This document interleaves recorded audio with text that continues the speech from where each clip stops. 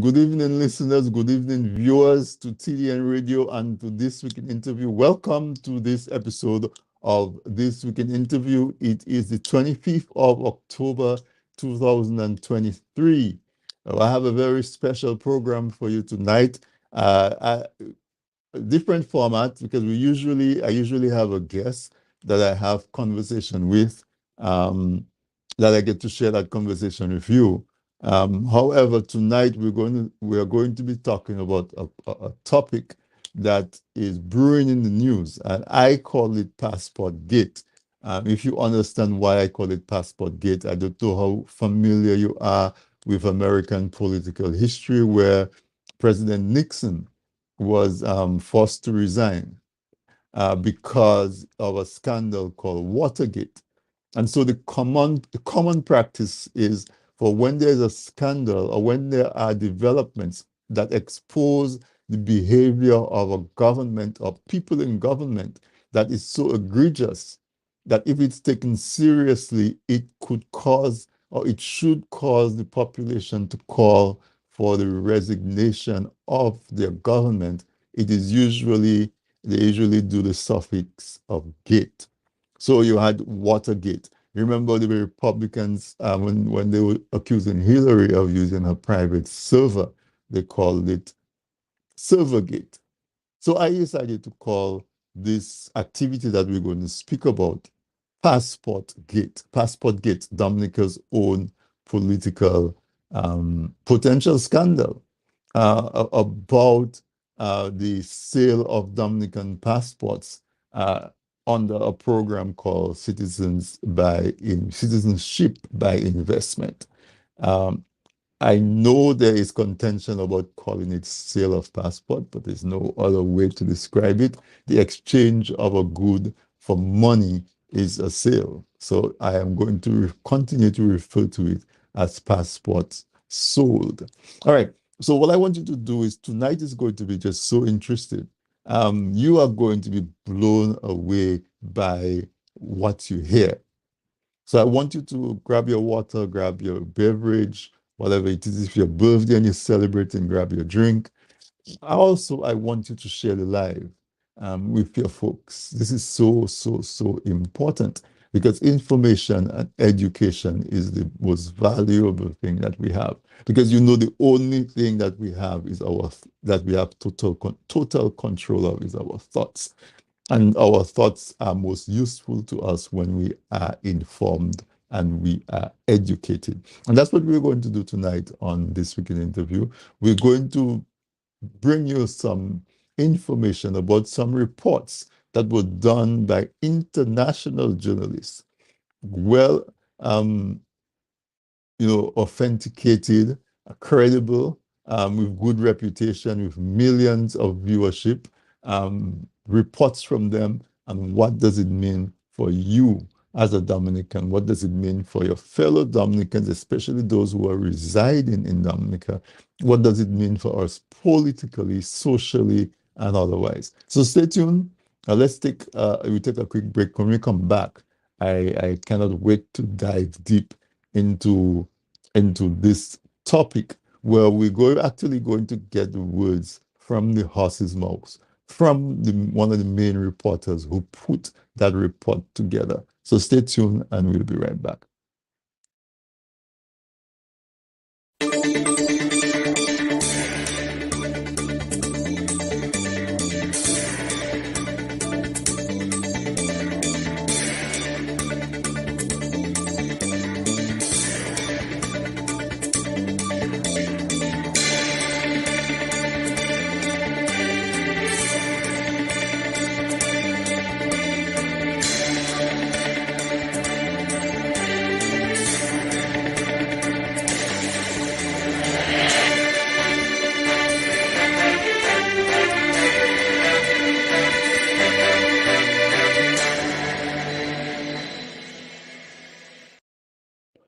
All right, listeners, welcome back. Welcome back. I hope you had a chance to grab something to drink, grab something to eat, take your notepad, and sit down and relax because some of this information that you're going to hear is going to blow you away.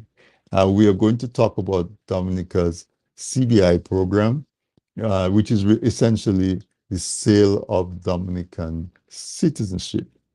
I I would like you to put in the chat what you think about the sale of our birthright. Just the very concept that we put our birthright, our citizenship on the market, that someone can say, here's $100,000, make me a Dominican. How do you feel about that? Do you feel that is something that we should do or we should not be doing?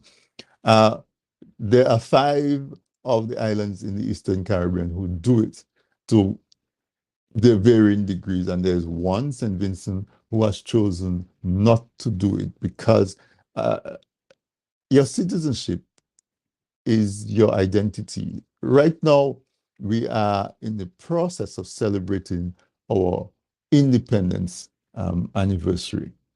We got independent in 1978, and this being 2023, it means that we're celebrating our 45th year as an independent country.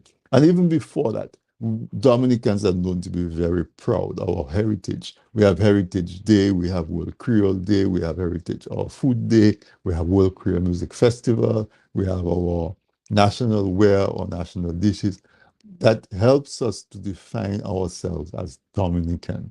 I'm from Castle Bruce. That means something to me. I could be from Grenville in Grenada, but I'm not. I'm from Castle Bruce in Dominica. You're from Roseau. You're from La Plaine. You're from Sevecas. What about being raised in Dominica is part of your identity that you can say, I am Dominican, and you get offended when somebody mistakenly thinks it's the Dominican Republic. You're quick to say, no, no, no, no, no, not Dominican Republic, it is Dominica. You're so proud. And then you run into somebody that says, I'm Dominican, with an accent, and you say, you're from Dominica. Really? How comes? Were your parents missionaries in Dominica and you were born there? No, they said, I have a passport. I bought a passport, and that makes me Dominican.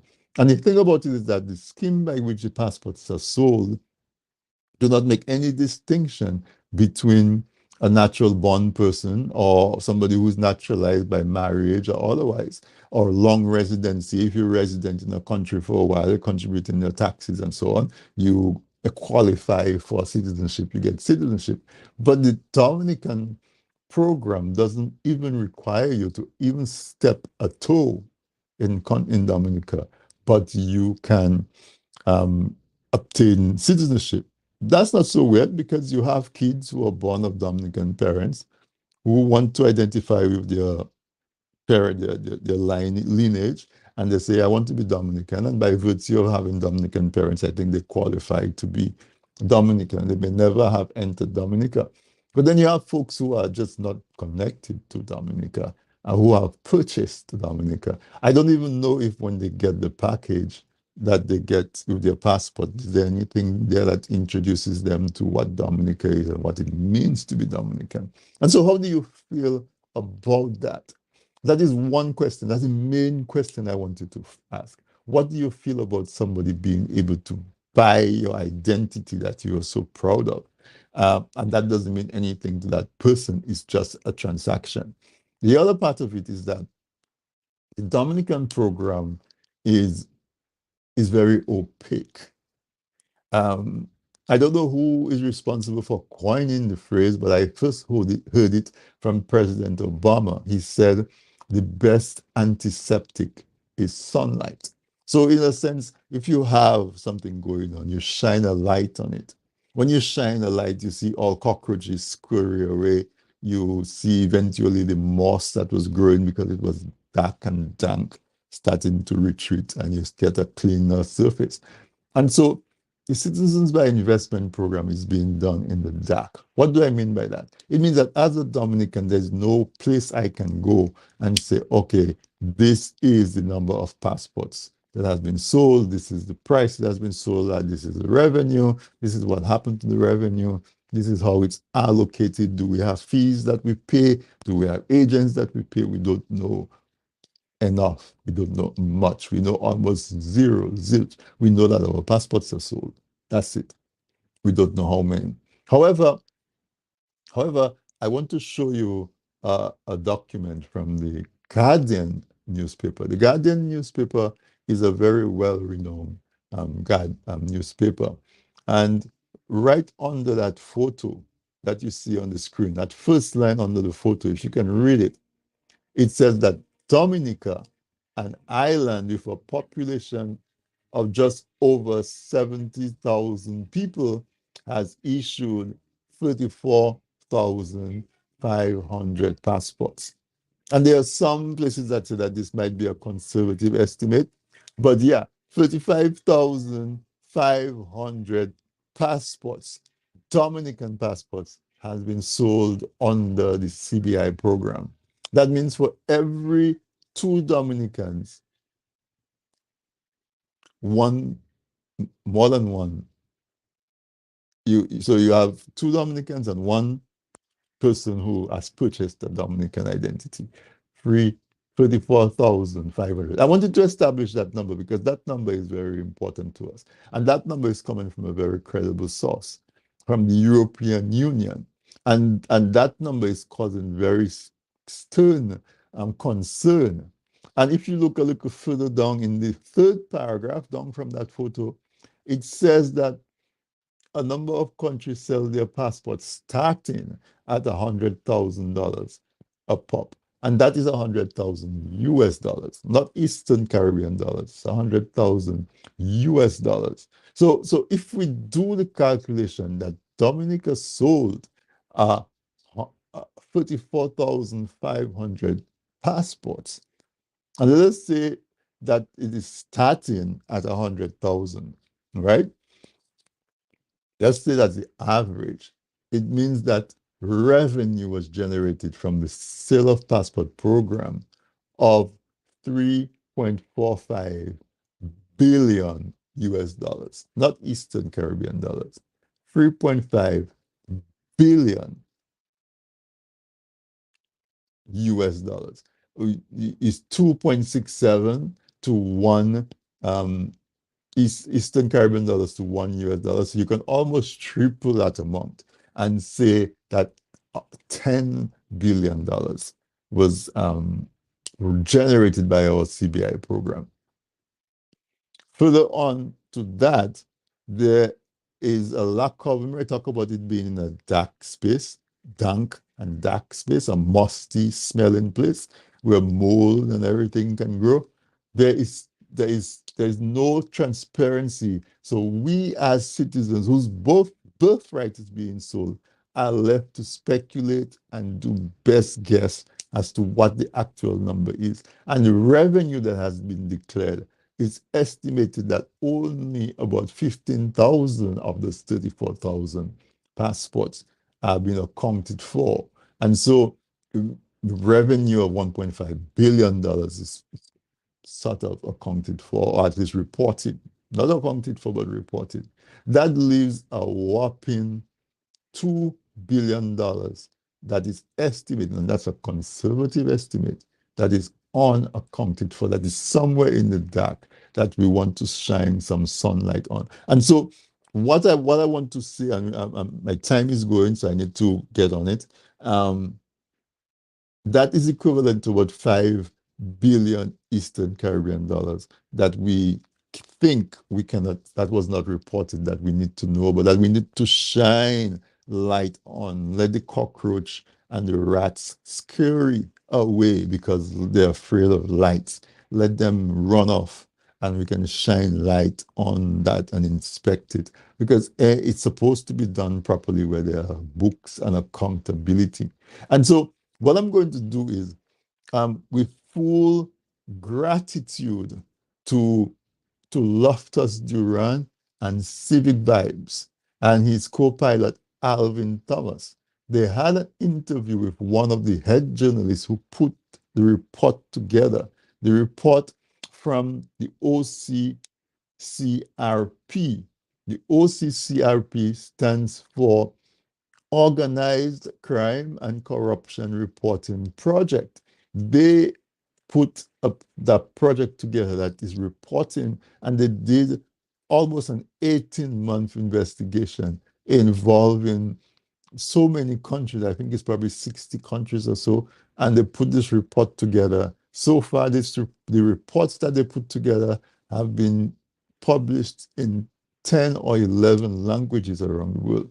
And so very credible sources, very credible reports. I want to play that interview for you. It's a little long, but I want to play the entire interview for you so you can judge for yourself whether you think the information about those reports is credible. I know there are some people who dismiss it. Like when I advertise this program, folks call me and say, man, an educated person like you falling in that propaganda trap. No, the idea is education is a key to decision making. And I will hasten to say that if it is really propaganda and the numbers that we presenting are wrong, why don't the people who have the information present the correct information and just end all the speculation? All right. So I'm going to go into an interview that was done by Loftus Duru and Alvin Thomas with one of the head journalists, Mr. Tony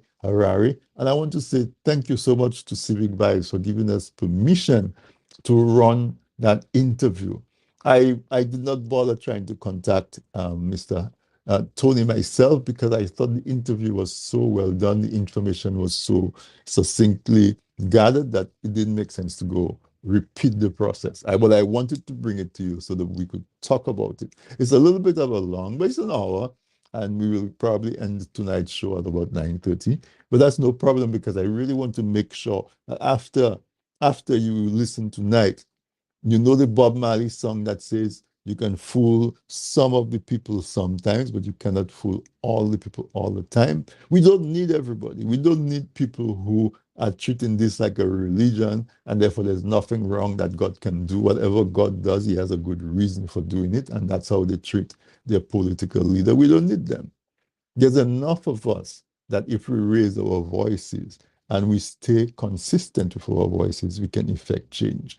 So let's listen to the interview by Loftus with Tony. By the way, I forgot my manners to say welcome to the program. I'm so excited to jump in.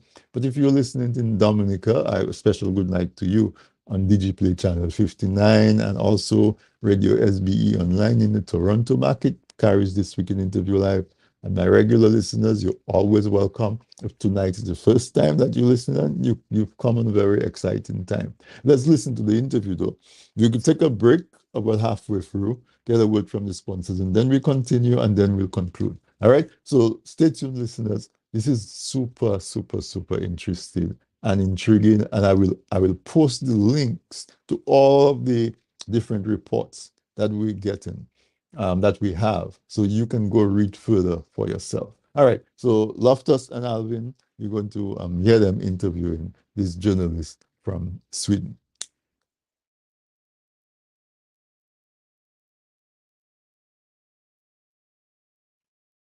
Across to Brother Harari. Good evening to you, sir. How are you?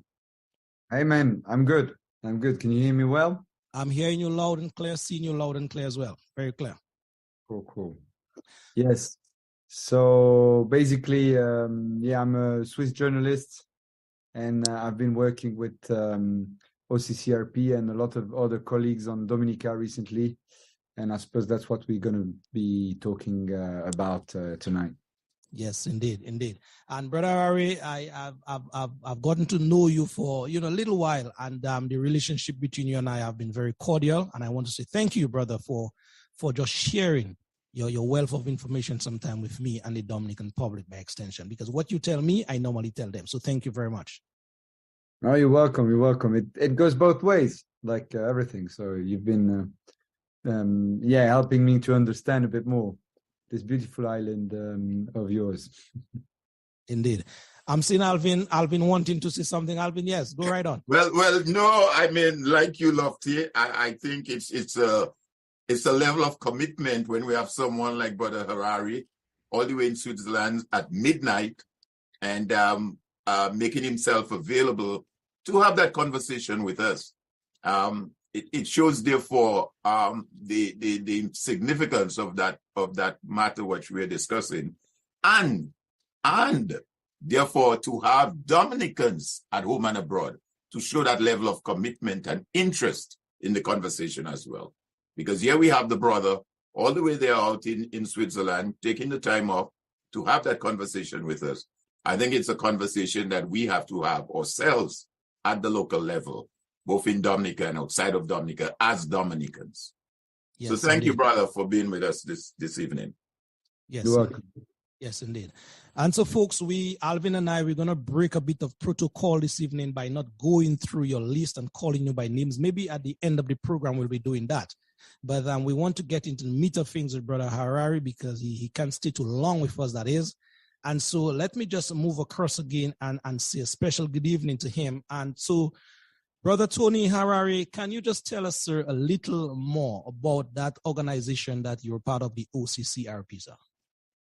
Yeah, so I have to say I'm contributing externally, right? I'm not a direct employee, but OCCRP, so Organized Crime and Corruption Reporting Project, is basically like a network of a media that has different journalists in a lot of countries and is specially focused to report on corruption, as it says on the title, and kind of government misappropriation, and so that's what they normally do. And this time they decided to team up in a project called Passport of the Caribbean to try to analyze roughly 8,000 names of Dominican passport holders, because they wanted to see, or we wanted to see, who could get a passport and to what extent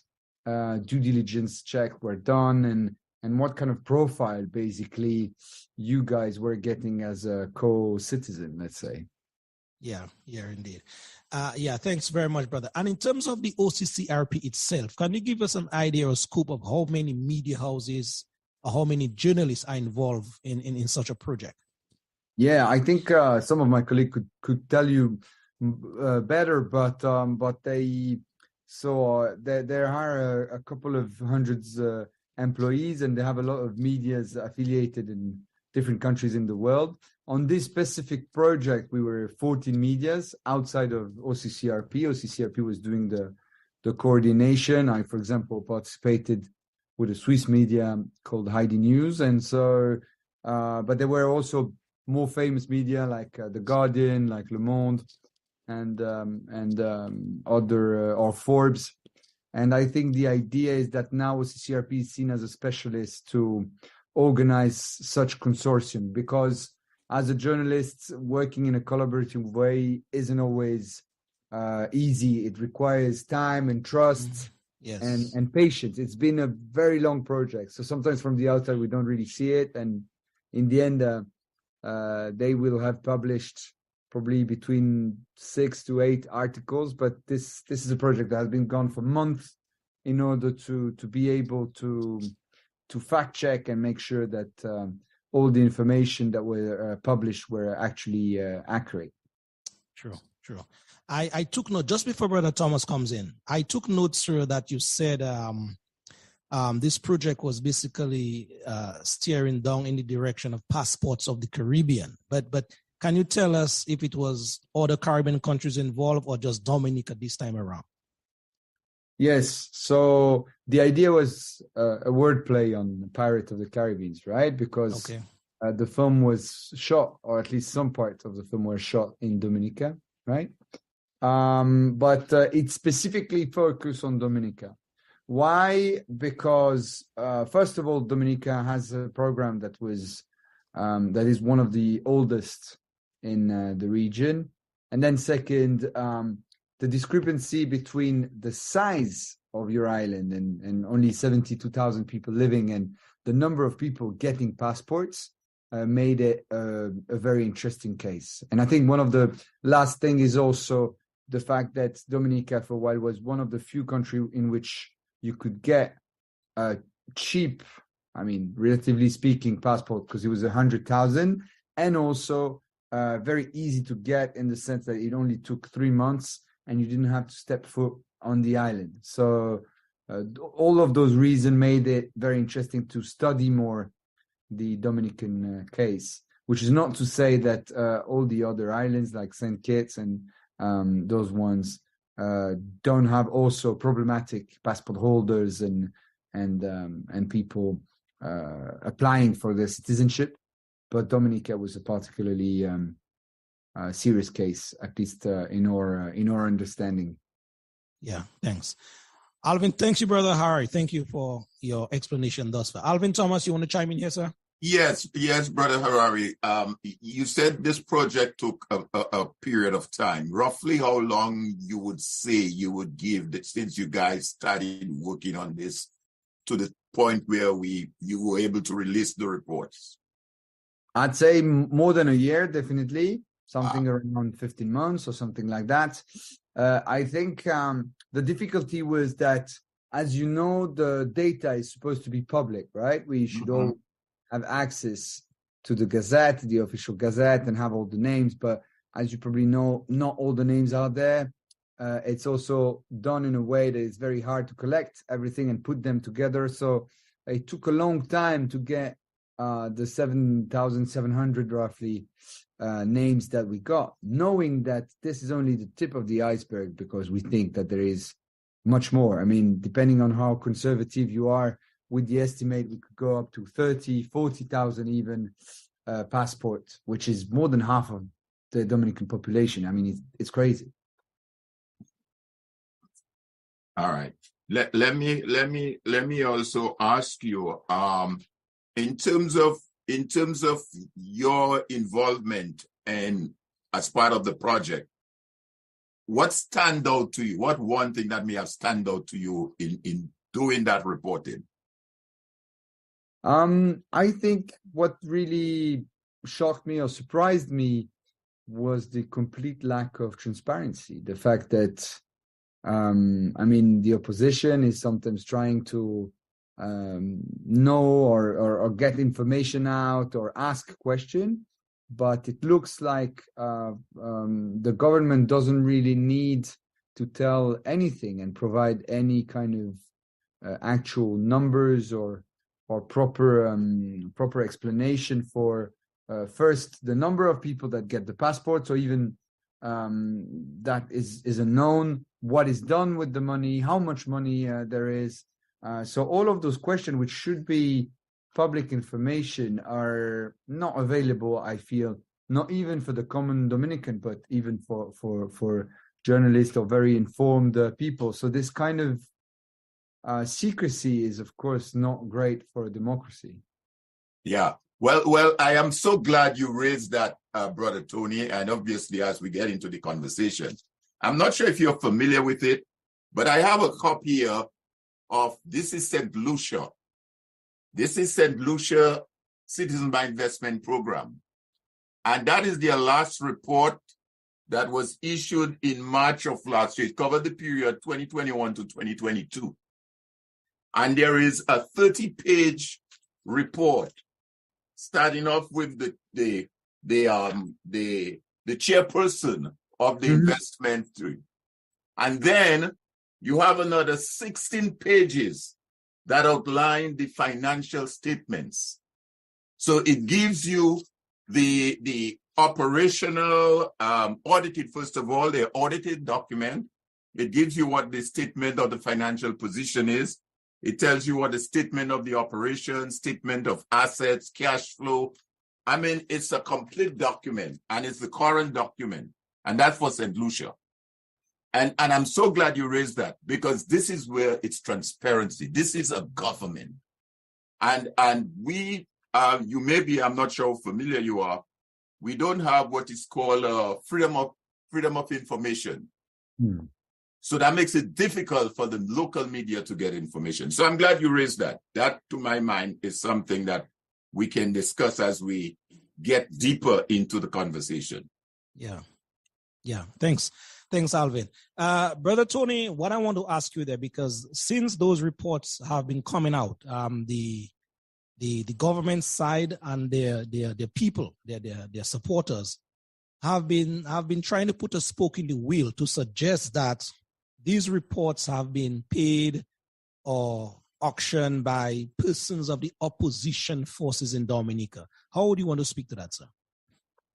Well, first of all, if the opposition had been able to do that, it would mean that they have a lot of money, because there were a lot of medias involved. No, of course, it's not true. I mean, I had the opportunity to go to Dominica myself. So I visited the island. It's a very beautiful country. But it is true that when you see the numbers and the money that should be coming in with the passport and the reality on the ground, it just doesn't add up. You can see something is going wrong. So I don't think, well, I mean, of course, nobody from our media was paid. I think the main concern for every media was to see if anybody with a Dominican passport that had been acquired was able then to go to Schengen countries, so European countries or even England, and whether they would use those passports to avoid being detected or to avoid being refused upon entry. I think also one of the interests of this project for us was that for the first time we were able also to see how this citizenship can be useful in order to set up a company, for example, because if you're Iranian or from other countries, maybe it's difficult or you'd be flagged at a high risk if you set up a company in a Swiss bank. If you do it with a Dominican passport, it will be much easier. So a lot of companies have been done like this, and I think so. Yeah, the first concept was maybe some kind of security to see what kind of golden passport or those projects could afford, could give people. And then the other one was that in Europe there were programs like this in Cyprus, in Malta, and now it's kind of winding down because of pressure, because of corruption cases, and because of the war in Russia. So I think there was a lot of interest to understand what is going on in Dominica and other Caribbean states in terms of passports.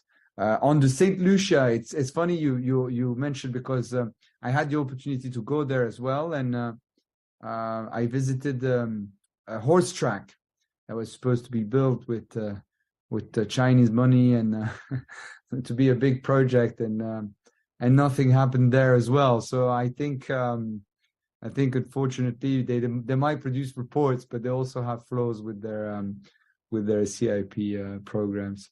But at least they do publish. Absolutely. Something. Yeah, they do publish stuff.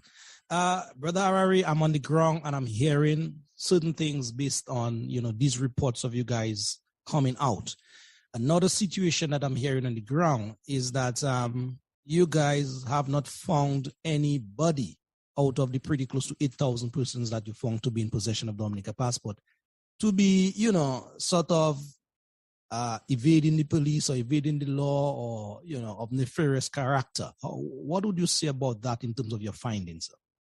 I would say this is incorrect, because we found more than 30 people that were actually evading the law and had used Dominican passport to do so. I mean, from crypto trader to money laundering guys to all kind of criminals, really. So I don't think you can make the case that there isn't criminal. But I think that the really weird thing for us is that we've seen online some kind of media or fake media that were publishing stories that were supposedly based in India or in Pakistan or in other countries, but they were only reporting Dominican news. And they were getting more replies from the government than us. So, for example, one of the questions we asked a lot of time to the government was, did you revoke any passport? Was there any checks that made you think that someone that got a passport and shouldn't have had it revoked? And they didn't even reply to this. Instead of that, they did a press conference, or at least SCRP did a press conference to attack our report. But if they have nothing to hide, the best option would have been to answer to us, because we had a very detailed list of questions, and they never did. So you're basically confirming to us here and those listening that questions or scenarios posed to the government by you guys reporting, these questions were unanswered. Yes, that's the case. Nobody answered. Yeah. And also, you were asking me, also another thing that surprised us, I think, is that very often we could see that contracts were given. So, of course, we speak about the airport, but there's all kind of housing and real estate projects. And the contracts are given to people close or relatively close to Mr. SCRP or to the government.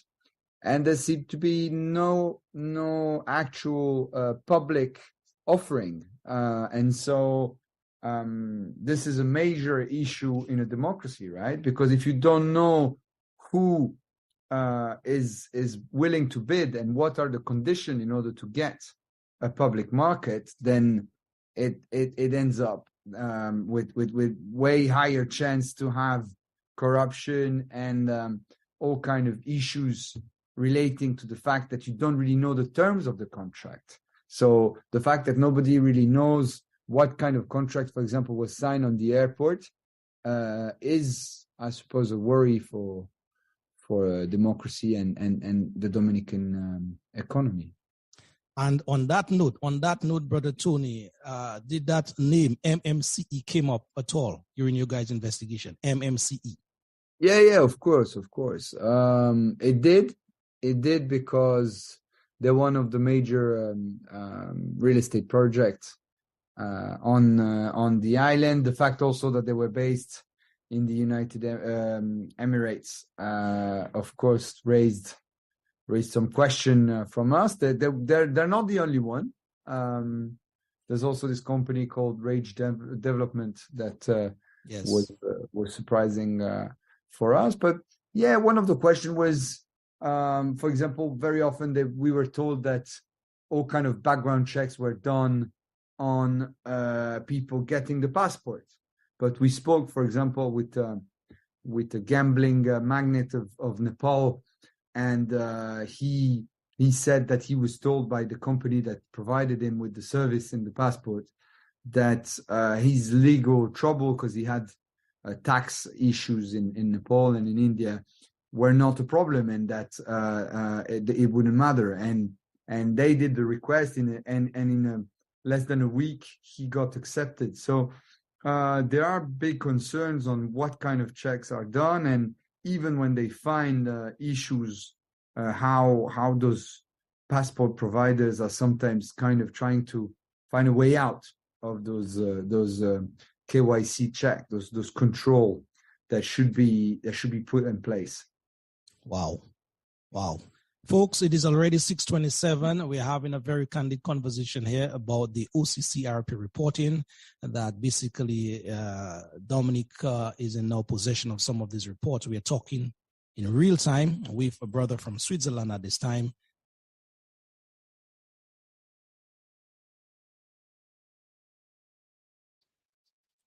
I hope you're finding this as fascinating as I am finding it. There are a number of issues that have already been raised. This gambling magnate that got his passport in 1 week, even though he himself had concerns about issues with his taxes that he was worried would disqualify him. And you wonder, folks like that, are they charged a premium? So we do our calculations at 100,000, but are those folks charged a premium for the passport? We don't know. We just don't know. There's so much that we don't know. And We should know. We are entitled to know. We shouldn't be begging for information. We have to demand information. And so you've heard that Dominica is estimated that at least 34,500 passports have been sold at about $100,000 a pop. That you're going to hear. We're going to take a quick break and talk to our sponsors. But you're going to hear when you come back, the journalist mentioned about how many passports are unaccounted for. The Dominica law says that when somebody is issued a passport, it has to be published in the Gazette. But, you know, it was raised in Parliament and questions were asked. You know what the response to that was? Stop publishing them in the Gazette. How can that be? Are you willing to accept that? Does that not make you wonder? Doesn't that make you wonder? Let's take a quick break from our sponsors. When we come back, I'm going to take you to the end of the interview that Loftus had with Mr. Tony Harari of the OCCRP project. Oh, by the way, OCCRP stands for Organized Crime, which is like, you know, we're all familiar with the mafia movies, Organized Crime and Corruption Reporting Project. Those are the folks who put this together. And so if they spent over a year gathering information and they are called Organized Crime and Corruption Reporting Project, do you think that crime may have been committed or that they will lead down that road of investigate, because they're investigating crimes? So you as a Dominican and getting all of this information, what is it are you going to do with that information to the folks who are responsible for being accountable, for being transparent, and for ensuring that Dominica as a whole benefits from such a lucrative windfall of money? So stay tuned, quick break from our sponsors, and we'll be right back. Presented by... People say I've got a great smile. Well, I have to say, this is all thanks to the professional team at Beacon Dental Group right here in Dorchester, Massachusetts. I've got world-class dental care. Beacon Dental Group has expert and caring staff dedicated to providing the most advanced and satisfactory treatment in all aspects of oral health. Their services are designed to meet your needs and give you a perfect smile, too. General checkups, cosmetic surgery, Gemini laser service, and advanced procedures, all in a state-of-the-art facility. Call or visit Beacon Dental Group today, 1026 Blue Hill Avenue, Dorchester, Massachusetts, or call 617-282-2146 for a smile that lights the world. How much Dominican history do you know? Want to learn some fun facts? We have a great and fun way to test your knowledge and learn more about our history. Get your copy of Dominic Anu, Dominica in Puzzle. Fun for the whole family. Available now on Amazon.com. Visit pushpast10.com to learn more. Email us at dominicainpuzzle@gmail.com or call 877-698-9894. Looking to promote your business, engage current customers, and reach new people? Well, look no further. From the basic presentation to a fully fledged advertisement, use your video ads to attract customers. At Man's Audiovisual Productions, we do just that. We produce videos for business and event promotions, product demo videos, animated explainer videos, fundraiser ads, and much, much more. Engage your clients and sell online. We customize the video to match your brand design. Guaranteed to play flawless on all devices, including smart TVs. Contact us at telephone number 203-690-4342 or 767-245-6238. Visit our website, mansaudiovisual.com. or email us at derekvideo@gmail.com.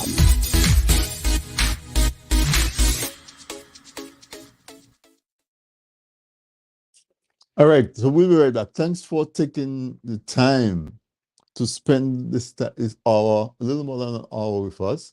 It is 8:52. If you joined us late tonight, we're talking about Passportgate, Dominica's own political scandal.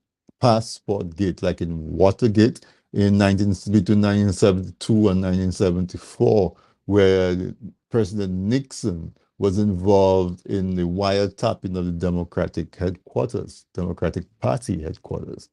And then he tried to cover it up. And the fallout from that was so massive that he ended up having to resign from government, from his presidency. And so we are calling this Passportgate because if you haven't glimpsed it as yet, this is serious. There are billions of dollars that are involved right here. And, folks say, oh, this is politics, this is political. Well, everything is politics, because the simple definition of politics is the selection of folks who are going to make decisions about how the resources are utilized and distributed among the citizens for the benefit of the citizens. So if you drive on the road, that is politics, because if the road is not maintained and there are potholes or whatever it is, maybe you chose the wrong person to manage your affairs and you're going to have to make a different decision about replacing that person. That is politics. Every single thing is politics. If you have a child that's going to school, what kind of education, what's in the curriculum? Do you support religious teachings in school? Is there a school feeding program? Are your kids getting educated properly so they can contribute to the economy and become upstanding citizens? Every single thing is politics. So we haven't got to let folks that say, oh, this is politics, and in a sense of trying to dissuade us like politics is dirty and politics is that, is because they have a hidden agenda. Because if you are alive and breathing, politics is affecting you. The quality of the air that you breathe, the permission to allow somebody to stand under your window and smoke and bring cigarette smoke into your house, it's politics. It's just the management of the resources of a community for the benefit of everybody in that community, and how well that is managed and invested and all of those things. So yes, we're talking politics, but it is necessary politics, because Dominica is not a country that is lacking of needs. We have too many issues that we need to address for us not to be able to say we have some money, let us spend it here, let us spend it there. It's not enough, we need some more. And in that time where all of these passports were being sold and all of this revenue was generated, the government still went out and took loans. So not only the billions from the sale of our passports, there are hundreds of millions that were borrowed. So now we have a higher debt at a time when we have more revenue generated than any other time in the history of Dominica. And don't you want to be curious? Don't you want to ask a question? Nobody's saying that you don't support your party. Nobody's saying that you don't vote for your government. But if you vote for somebody and somebody is representing you, that person is accountable to you. That person shouldn't be higher than you and say it is not your business. It is absolutely your business. And that is what we are addressing tonight. We have to address it, because guess what? When our roads are bad and then we have accidents and our young people die, or older people die from vehicle accidents, that is important to you. When our police are not properly funded and properly trained, and so there's crime and your kids are getting killed, that's important, where that money could have been spent.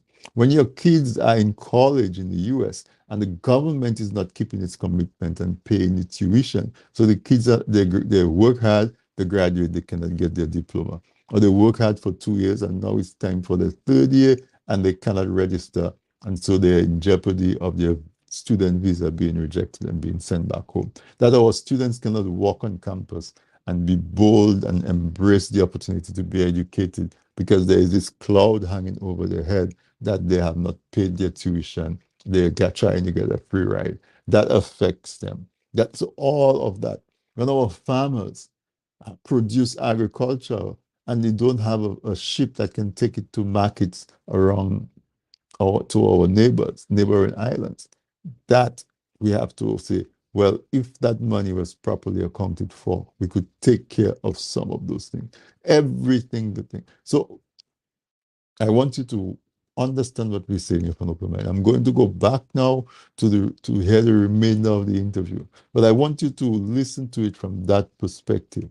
If the funds that were generated, if the estimated $3.45 billion US dollars, if the $3.45 billion had made its way to Dominica and be properly spent for the benefit of Dominica, what quality of life would we have in Dominica right now? Would a young person be graduating from school and have no idea where employment is going to come from? Would our young people having to be basically in a social program getting 300 EC dollars a month or whatever it is the NEP pays?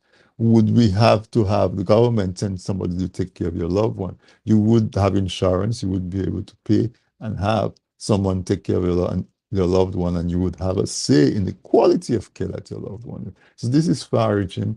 Let's go back, listen to the rest of the tape. And on the other side, we're going to talk about what should we do? What are some of the islands doing? We don't have to look far. We can look to St. Lucia, we can look to Grenada, we can look to St. Kitts. And then we can look further afield.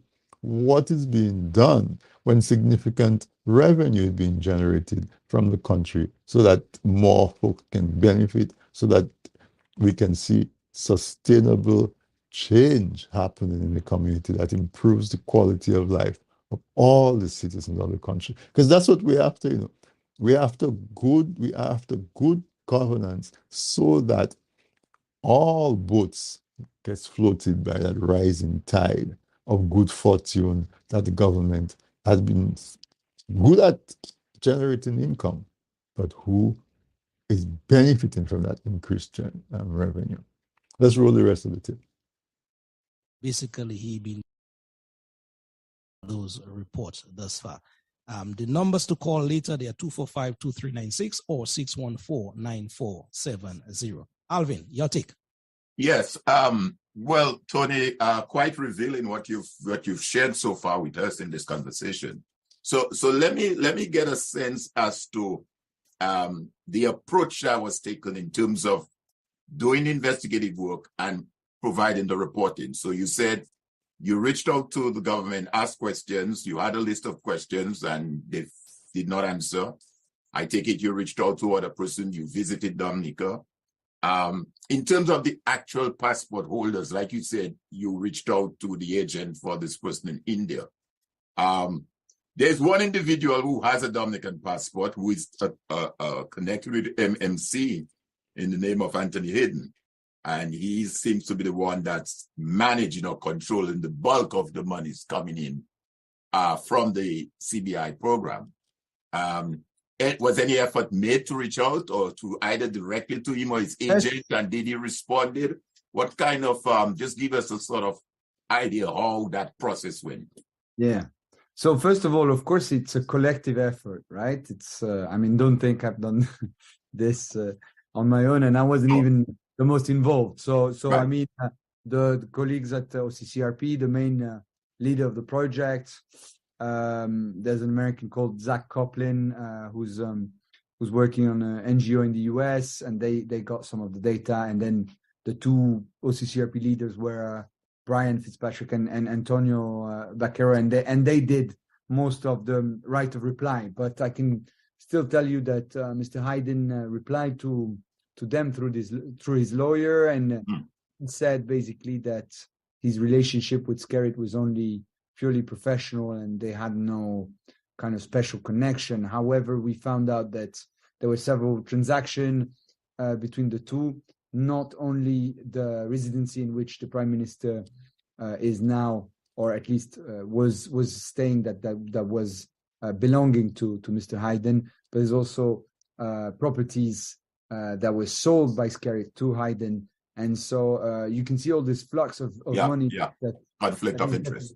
Yeah, that is probably a conflict of interest. Also, we found out in a lawsuit in the US that Mr. Hayden has had different names in the past. One of them was Hamed Katab. He's probably of Egyptian origins, and I mean, he used to have an American citizenship, but revoked it. So I think the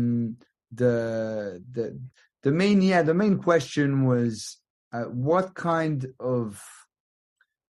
of controls are there inside of Dominica to see that the money that belongs or supposed to belong to everyone is actually used for the greater good. I think it's not enough to have a politician that tells you how honest he might be, that tells you, yeah, just trust me, I will do what is best for Dominica. No, you need way more control, more checks, more people and laws that help you to kind of make sure that everything is done in the interest of the people in Dominica.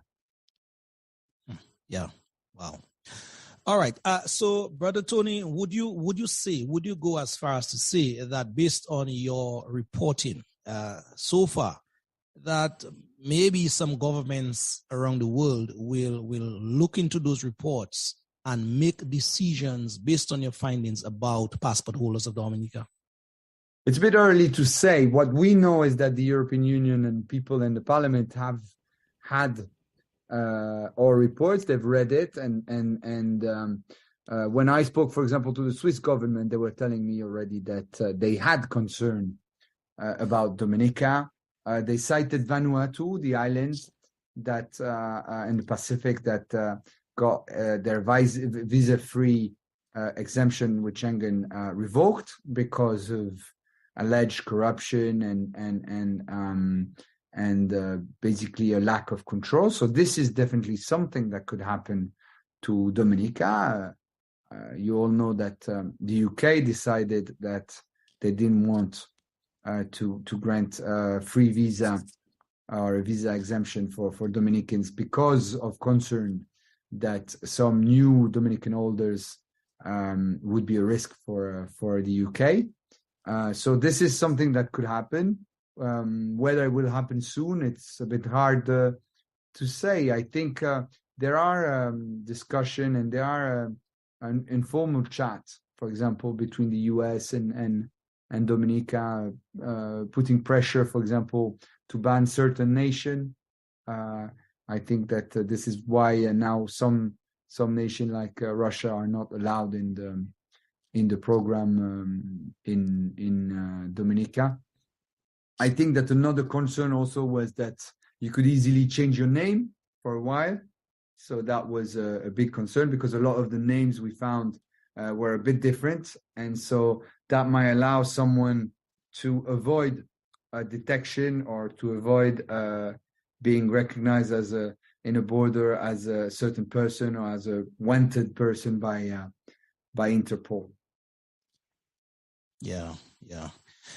There's a claim, Brother Harari, by Roosevelt Skerrit. He made that of late when the reports were about to be delivered by you guys, basically saying that there's this conspiracy on island with certain folks and you guys out there to sort of bring the CBI program itself to its knees, to sort of kill the program, which will not be good for the economic well-being of Dominica. How would you respond to that claim, sir? I think this is not true. I think there's no conspiracy. I think there is a recognition that the program has got kind of out of hand, and there is more and more understanding of that, at least outside of Dominica, which doesn't mean that we couldn't agree on the fact that there is hypocrisy also in Switzerland with the financial regulation and in other countries that offer those kind of tax breaks. But I don't think there's a conspiracy, and I understand why the passport program might be very important to Dominicans. The problem is when you look at I was looking at indicators, right, on poverty, for example, and so far the latest that I found are dating 2008. There's a lack of data in Dominica about the economical situation of a lot of people and the citizen, and I don't think you have to make a conspiracy to see that a lot of the money that is paid on the passport never actually enters the island. It probably stays outside. So I would I would say to the government that if they have nothing to hide, they should show the books or at least reply to the media and the very detailed question that we've sent them. Sure. Alvin? Yeah, Tony. Good so far. Let me ask you. You said you visited Dominica and you were able to you saw things with your eyes in terms of the economic situation. In terms of the reporting, was there someone doing some sort of analysis in terms of the revenue generated from the program? In other words, based on your numbers of passport, the cost per citizenship, what kind of, if there was any such, what kind of revenue would we be looking at? And as you say, when you were on island, you say, well, wait a while. If we guys are making that kind of money, why is the country in the state that it is? I see you are smiling. Could you speak a little on that? Yeah, of course. So there is a specific article on this, on the missing money and on OCCRP. So I think your listener can actually go and have a look themselves at some point. Basically, what we found out is the number are not matching, right? If you consider the budget of certain years and the number of passports that were issued, it doesn't match. Very often, there's way more passports that were issued than the number of passports that were recorded. It's very hard to say how much money is missing, but I think that a conservative estimate would be that there is probably up to a couple of $100 million that are missing. So more than $1 billion EC, I suppose, is probably missing, which is very concerning, of course, because it could have been used to probably a much better use, right? So there is a big difference and discrepancy between the numbers provided by the government and the actual numbers. We think that at least 20,000 passports weren't properly recorded in the books. So yeah, that's I suppose that's a concern, because with this you of course wonder where did the money go, knowing that every passport is supposed to cost 100,000. If you do 20,000 per 100,000, you already arrive at roughly 2 billion. So it's hard to say exactly how much money is missing, but definitely some is. Something is a miss. Something is a miss. Yeah, or at least something smell fishy. I mean, yeah. Something doesn't add up. Yeah. Let me also ask a follow up to that.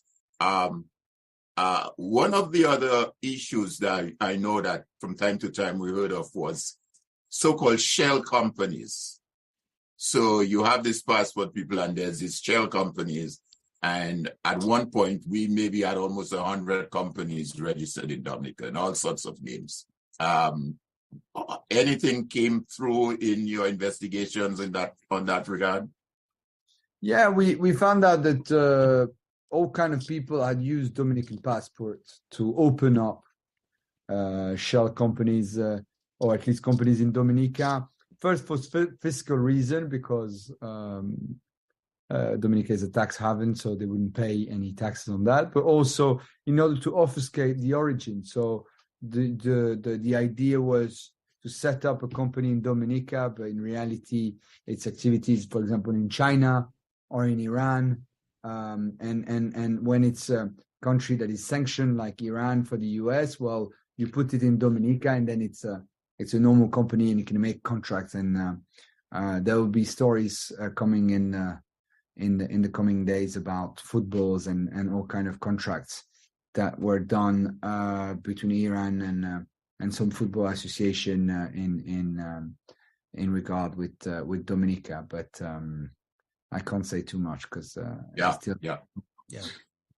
appreciate it. That's understandable. Brother Tony, Dominica, as we know, it's a sovereign state, and basically can make laws and regulations its business.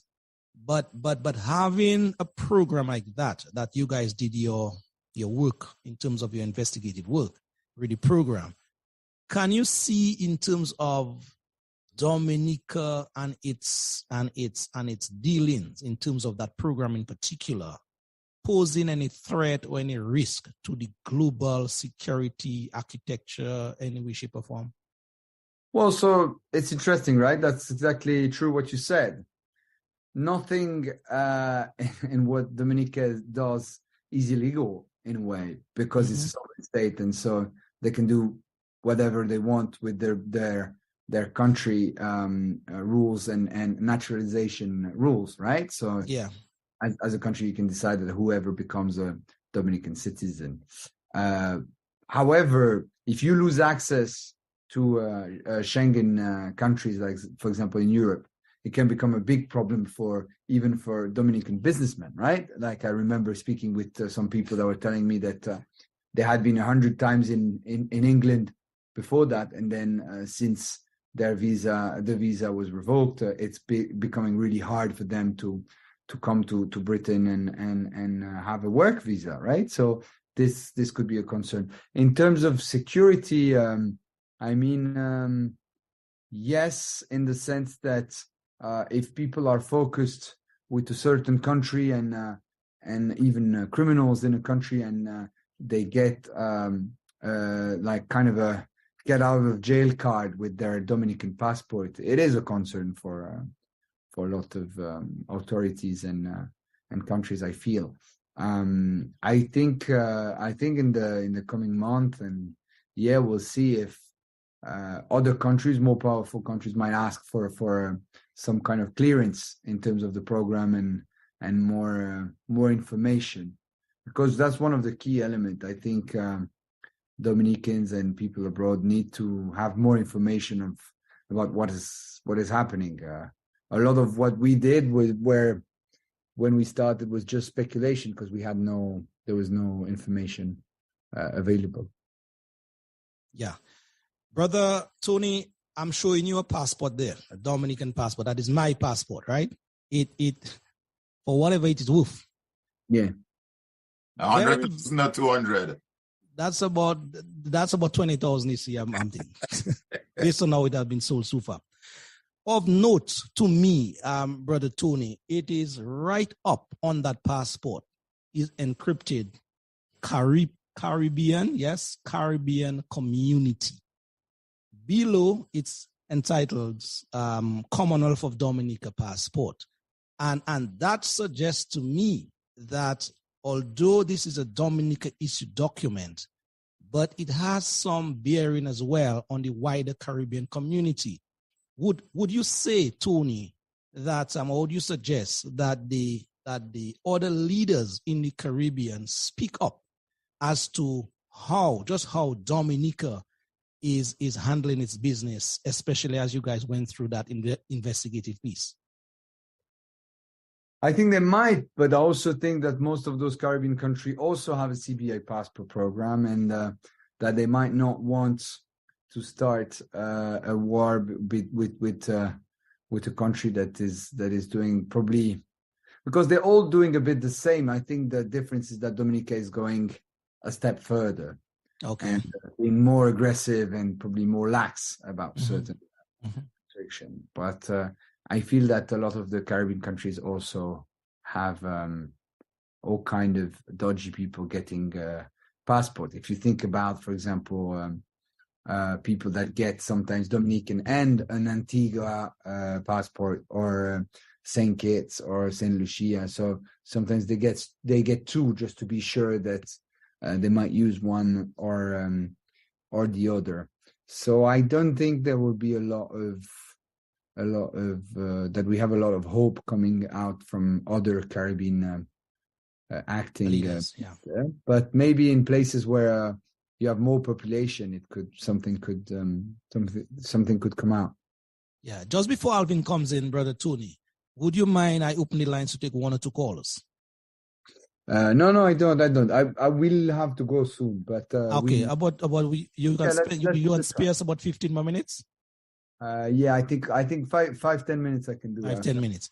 Okay, that's fine. So Alvin, punch your other question. Yeah, let me just very quickly. But let me just give the people the numbers again, folks. Yeah. We have limited time with Brother Tony here. The numbers are 245-2396, 614-9470. Please make your comments or question very, very to the point. Yeah. Thank you very much. Just very quickly though, Tony, just to make a brief comment on this question that Brother Loftus asked. There are no more than four or five, if any, Antigua, St. Lucia, St. Kitts, Dominica, Grenada. 5 out of the 13 or more member countries in CARICOM that are doing that program.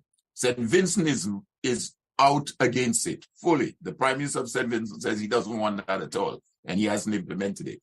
But the quick question I want to ask is, in terms of your interviews again and your discussion, were you able to speak to any of the persons or businesses in Dominica that are operating under the CBI arrangement, or businesses in Dominica who are not operating under the CBI program, and what are their perception of the program? I have to say that we sent a lot of requests to people having real estate projects with the CBI programs. We didn't get much answer, to be honest. Okay. And I have to say that this is one of the things that I think we is lacking for now in this project. We didn't have a lot of exchange with the Dominican population, or at least the business community. What my feeling was that a lot of people, I was saying that to Lofty before, a lot of people are happy with the passport project. They're just disappointed not to see any of the benefits, or at least not enough benefits coming back to Dominica. Yeah, indeed. Let me just ask you a final question on my end while we wait on one or two calls to come in. How far in terms of reach globally, that is, are you guys work thus far? In terms of the reach. What do you mean? How far is your reporting on our program in Dominica? I know they're in the Guardian, Forbes newspaper. So just give us an idea of the scope of the reach. It's always a bit hard to say, also with very intense political news, as you know now in Israel with the war. But for example, the Guardian had I think more than 1 million readers of their version in the US. So I think millions of people have seen it, and I think people are curious because they don't hear much about Dominica, and that's a bit the shame, right? You have a beautiful island. It has a lot of offer. It would be better if people would speak about Dominica for its tourism or whatever quality it has, rather than the passport program, right? Yeah, I think we have one call on the line. Let's see if we can engage that caller. Caller, good evening.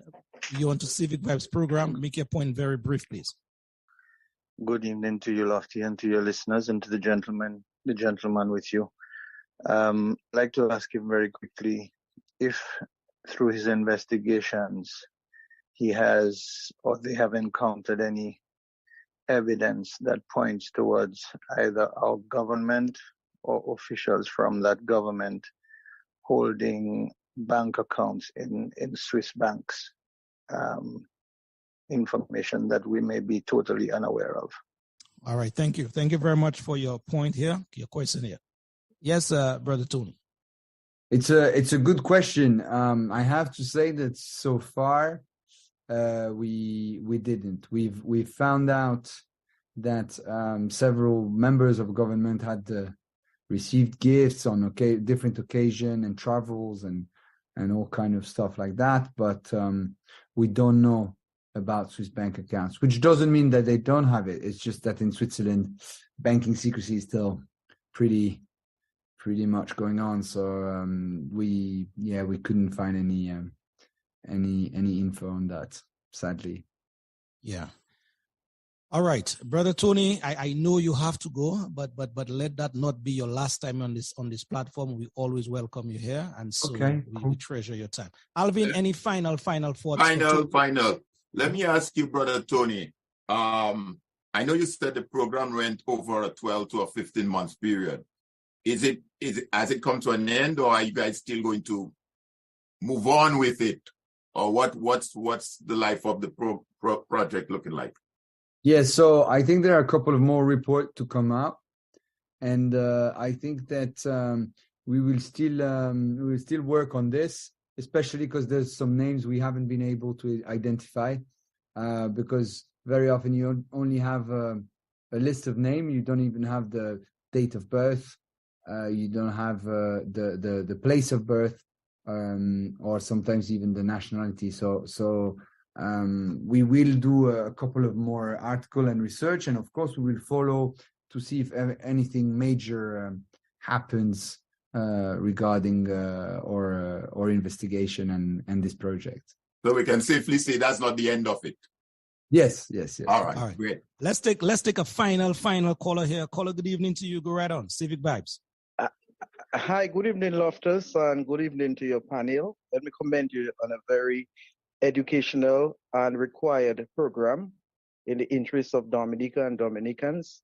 I just have a quick question for Tony. I hope that he's still on the panel. Yes, he's still with us. I am an attorney at Law Judge Francis, and I have been one of the persons showing interest in the CBI project as far as the type of administration that the government of Dominica has had over the CBI. Of course, with the research that the journalists have conducted, I would like to find out whether there was any findings, any documentary evidence to show that some of these rogue individuals in receipt of Dominica's citizenship did not go through due diligence. Because we're having this discussion and we're looking for evidence to possibly take to a court of law to substantiate that some of the CBI agents have found a way to give or to issue persons passports in exchange for monies beyond, much more than the statutory amount as stipulated under the regulations. So I'm just wondering whether in the research any such evidence will obtained. All right, thank you. Thank you very much. Let's let Mr. Tooney answer that and then his final thoughts. Thank you. It's a good question. I think what we found that we haven't got proper due diligence documents. Sadly, we've seen lists of companies that were then kind of blacklisted because they weren't performing the right due diligence, and we've seen that the due diligence kind of evolved with time. So we've been able to speak with people that told us that at some point there were very, very little controls, and then it went up. You have to see that the program was started in 1993, but it only became big in the 2010, something like that. This is when it started to increase a lot, the number of people doing application and getting it. So I understand how useful it would be for your court case, and I think it's a very brave action. Unfortunately, I don't think we have much on this because this is another problem. There is a lack of transparency in terms of what kind of controls are done, who does the control. They say companies in the US, and what kind of documents they ask for. But we spoke with different applicants, and it didn't look like the request or the bar was very high. Yes, indeed. All right, Tony, we know you got to go. So on behalf of the thousands listening and viewing this program at this time, we from the Civic Vibes team will want to say to you at this time, we appreciate your effort. We appreciate your sacrifice. We know it's just about 1 o'clock now in the morning. So, brother, thank you very much. And your final thoughts, sir. Yes, no, thanks to you all. I think my final thoughts are just that I hope that with this project we were able to shine a light or a little light on what is happening, and I hope that this will bring some change or more accountability in terms of how those passports are given, what is done with the money, and how can it benefit more the people of Dominica. All right, indeed. Alvin, Thank you you, want to Tony. say thank you? Yes, thank you, Tony. Like Lofty, I want to thank you for sharing that with us. I'm sure we're going to be talking with you again, Tony. You're now part of that conversation. In any democracy,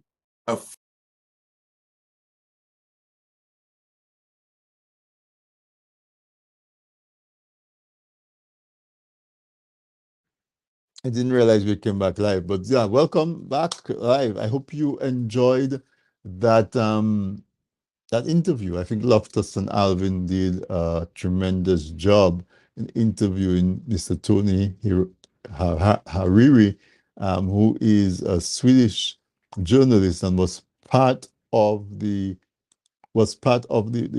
project that was done to investigate the sale of passports from Dominica.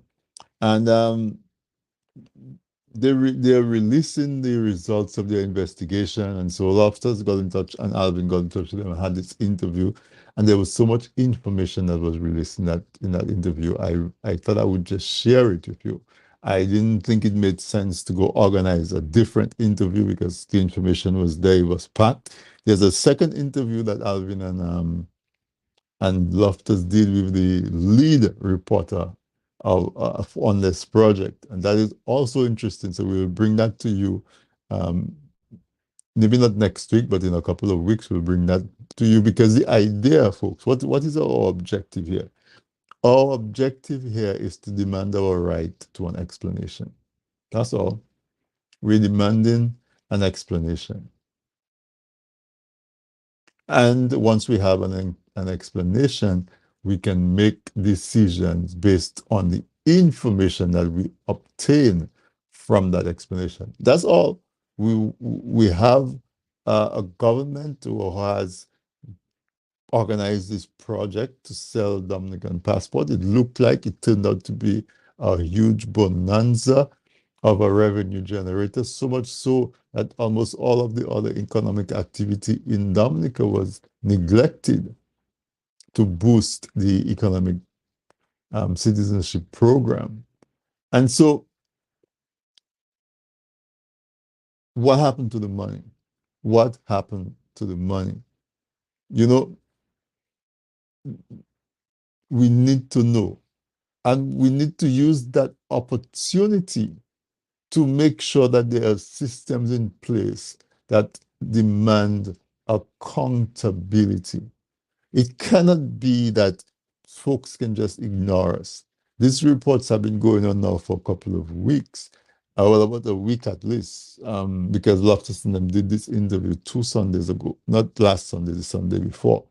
And the government of Dominica has not felt the need to address it to the citizens, to answer questions, to reveal information that confirms or denies or presents a different case. I know they have a lot of acolytes who are running around carrying water for the Labour Party, trying to put out any kind of sparks before it turns into a huge bushfire. But we are not going to stop until we get an explanation. Tell us that our map is nonsense and here's the real map, and prove to us that your maps are correct. And it's not my intention here to convince anybody not to support their party. I'm not invested in convincing anybody on how to think. Thinking is your prerogative, and you have total control of your thinking. All I want to do is to give you some information so you can make decisions for yourself. I mean, do we really love and honor and worship someone so much that no matter what they do, we don't hold them accountable? What is that? And of course, we know that folks are being controlled, because if you want to know if you're being controlled, ask yourself whether you can question certain things openly and not be afraid of being reprimanded, and retributions. I saw a young reporter ask the Prime Minister about a major road building project going on in Roseau. And he was so annoyed. How dare you ask me? But that is what you are, the Prime Minister, a public figure who has to be subjected to scrutiny by the people that put you there to serve. And so we want answers, we want an explanation. The reported 34,500 passports that were sold have an estimated total revenue of 3.5 billion US dollars. We want you to confirm or dispute the number. Is it higher? Is it lower? And those numbers are not unimaginable. I've been putting some links in the chat, and you can see what Grenada, you can see what St. Lucia is doing with CBI money, because this is a project that can easily just not they can just not be continued, just as what we're facing right now. They can just not be continued. And on the screen right now, you can see some of the report from St. Lucia. You know, St. Lucia produces an annual report, an audited annual report every year from 2015 all the way up to 2022. And the report is available online. I put the link in the chat. You can click on it. You can go. You can see what happens with St. Lucian Citizens by Investment project. Why is it that Dominica cannot have a comprehensive reporting process? Are you really happy? Can you keep scrolling down a little bit more, Sam, so you can get to the list of annual reports? Right there. You see the list of annual reports from St. Lucia? That is a government that respects its citizens. That's a government that realizes that they have to be accountable to the people. But folks, if you have convinced your government that they can do anything and you will not hold them responsible, then that government is going to lose respect for you.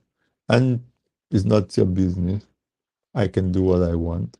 I am the Prime Minister. I am not the servant of the people. I am the master of the people.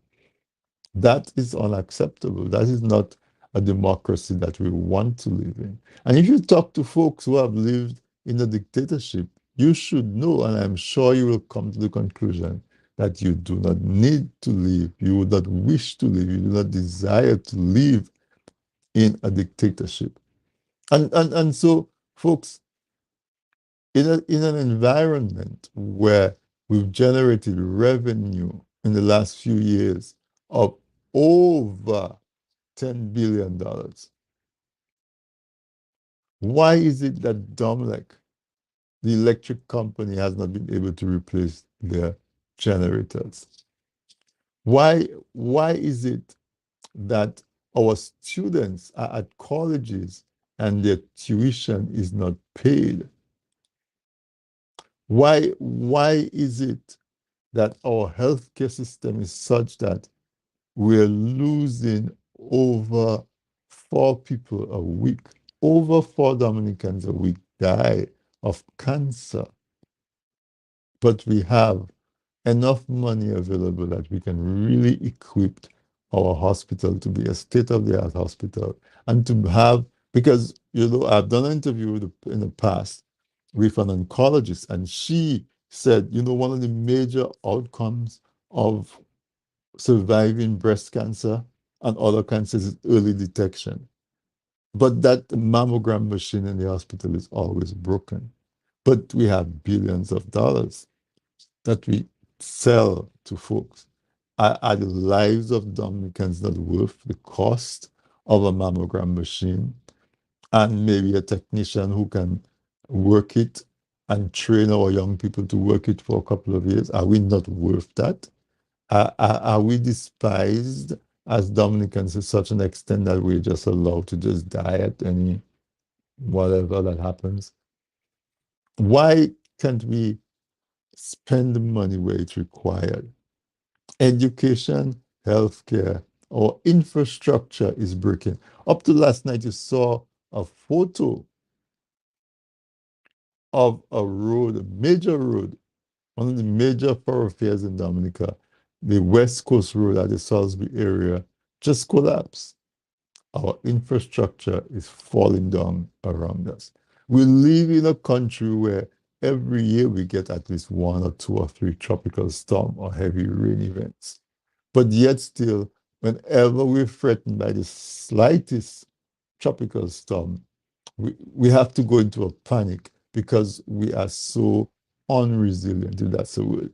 We are not built where, if you live in a place where there's a lot of snow, it takes a snowstorm to shut you down, not a regular snowfall.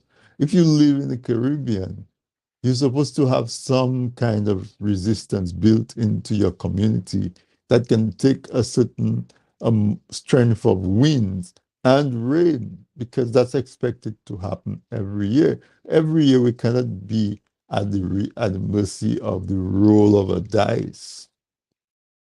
We cannot be that.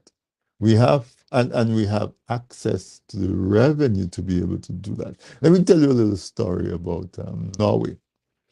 Norway is one of those countries where their major revenue is oil, petroleum.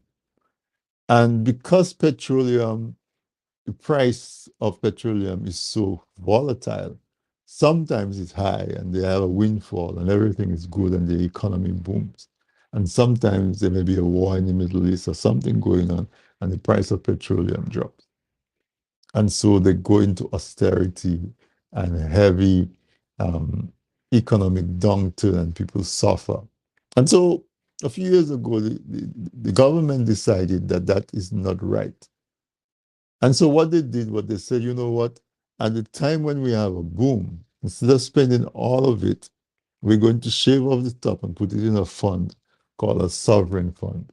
And they invested that money, invested it wisely. So you know what happened for the last few times that there was an economic downturn? Norway was buffered from that because they had that reserve fund that they could draw on to maintain services and help their citizens until the economic downturn had passed. We have this windfall, and we know we get storms, we get hurricanes every year. Is it too much to ask that a fund could be created that would be invested, be managed, so that when we do get a storm, our folks can be assisted to get back on their feet and we don't have to be begging and going around the place increasing our national debt? Very simple ideas. It doesn't even require us to be creative. We can just look at what other countries are doing and decide that our citizens, not our citizens who purchased our passport, but our regular run-of-the-mill, born in Dominica citizens, are worth investing in with their own money. That money is our money as Dominicans because it is our citizens, our passports that's being sold. And folks say, oh, where you think the money comes from? The airport? Which airport? They've just cleared land. So is there money in an account somewhere waiting to continue building the airport? Well, if that is so, just tell us and show us, tell us. But we hear the airport is funded by the Chinese. We hear the airport is funded by some folks, I think it is Brazil or wherever. We hear it was funded by the Mexicans. Where is the money? Where is the money? Where is the money? You hear the reporter say that it looks as though 20,000 passports would not accurately reported and the revenue not properly accounted for. That is 2 billion US dollars. That is 5 billion EC dollars. Do you know how much of a difference 5 billion EC dollars should have made in Dominica? 100 miles of road, if that. One hospital and a couple big health centers in Portsmouth and Granby. Maybe 20 other smaller hospitals. What is it that it would take to have leadership that's interested in the quality of life of our people, that would pay attention to the quality of life of our people and do the necessary investments and the necessary work to make sure that the quality of life of Dominicans are the best, that our people are not constantly looking outwards to try to live, to be able to make a living and have a little bit of a promise. What is it that we have to do to have these folks see that we are people who are deserving of some investment, that we are people who are deserving of having a hopeful future? And that's what we're talking about, having a hopeful future. And so in a time when Dominica has generated more revenue than ever before, Dominicans are having the worst quality of life.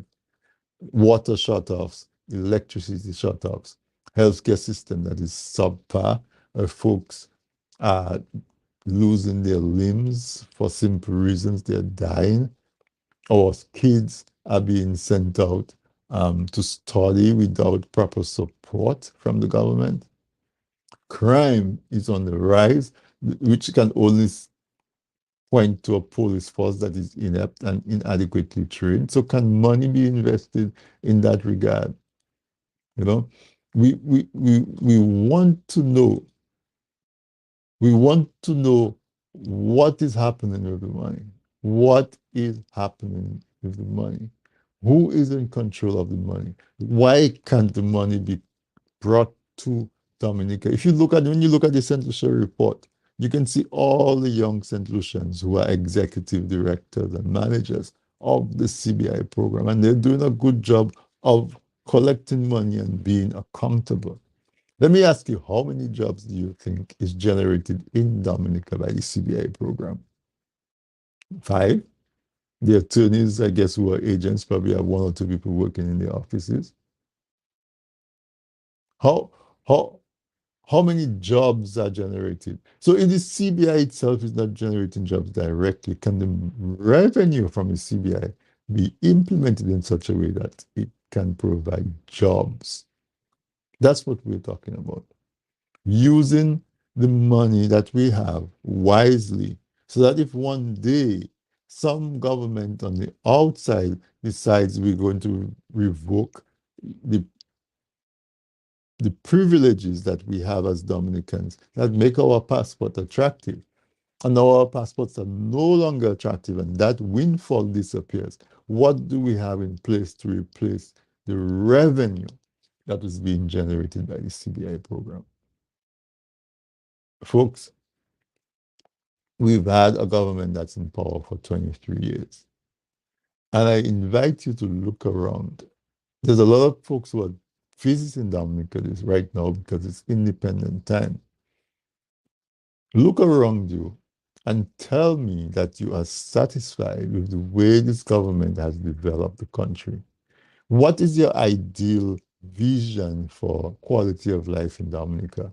And when you look at the current state of Dominica, 20 years into one administration, do we have to go another 20 years to realize the vision that you see Dominica as? In 5 years' time, we'll be 50. What is it that we would like to envisage Dominica to look like at 50 years of independence? And do you think that if we were to look at where we've come in the last 20 years and we project it forward, that Dominica will be where it should be, where you would like to see it, where you would be proud to invite somebody to come to Dominica and visit Dominica with you. Do you see that that is something that you would be doing in 5 years' time?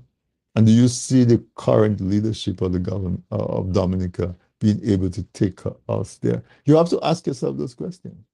And you have to be honest and answer those questions and make decisions. And we have to get answers as to where are the people monies? Where is the money that belongs to Dominica that is coming from the sale of Dominican passports? And if you listen to all of these reports and you still think that these folks are just making it up, go ahead and think these folks are making it up. As I said, it is not my wish to convince anyone to change their mind. I know there are folks who have accepted, there's enough folks who have accepted that there is too much darkness on this program, that if those folks, and that's you I am talking to, you who I don't have to convince that this program is not properly run. I don't want to convince anybody that the CBI program is not properly run.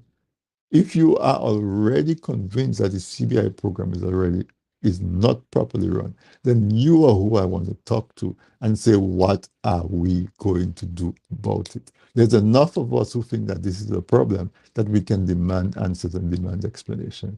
You can leave all of those people that can look at all of this evidence and still come up with an excuse for it.